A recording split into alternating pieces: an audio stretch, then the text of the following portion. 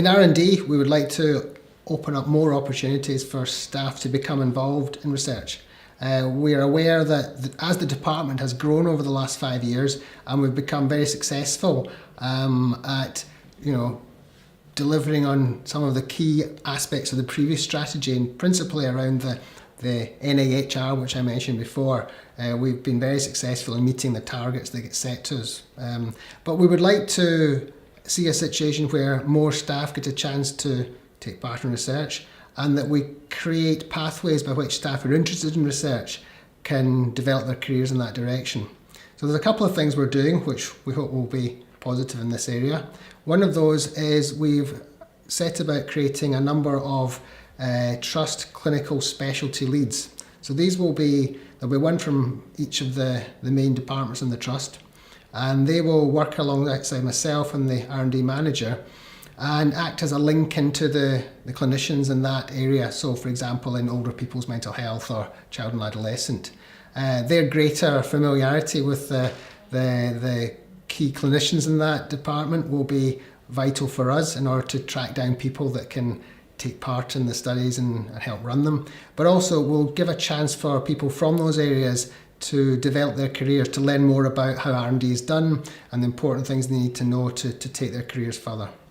Another aspect will be creating greater opportunities for the doctors in training to take part in R&D. So, we've not done, I think, that as a priority in the past, but I'd like to see an opportunity for secondments for the core trainees in psychiatry to work with the clinical studies officers in the R&D department with the actual delivery of studies, so that they get a real understanding of what research means in the NHS and become familiar in a way that will stand them in good stead in the future if they wanted to develop their careers in that way. And we want to build on the success of things like the TRIPS initiatives and the